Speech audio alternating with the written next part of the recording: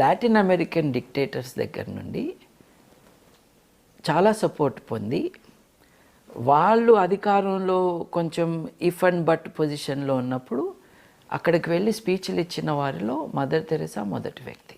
New York stock ఎక్స్చేంజ్లో ghotala చేసి బాగా సంపాదించిన వాళ్ళ దగ్గర నుండి ఆవిడ డొనేషన్స్ తీసుకున్నారు. అలాగే మదర్ తెరెసా గారు భోపాల్ గ్యాస్ ట్రాజడీ జరిగినప్పుడు శవాలన్నీ డిస్పోజ్ చేయటం కూడా కంప్లీట్గా కాని టైంలో అక్కడికి వెళ్ళి లెటస్ ప్రే అని అందరినీ కోరింది. లెటస్ ఆస్క్ ఫర్ ఫర్గివ్నెస్ అన్నది. ఎవరికండి ఫర్గివ్నెస్? మిథైల్ ఐసోసైనైట్ ఏ కార్బైడ్ ఫ్యాక్టరీ నుంచి వస్తుందో, యూనియన్ కార్బైడ్ ఫ్యాక్టరీ నుంచి, దాని మేనేజర్స్ని ఫర్గివ్ చేయమని, ప్రేయర్ చేయమని అడిగింది ఆవిడ. 3000 మంది గురించి మాట్లాడాల. ఎవరైతే చట్టానికి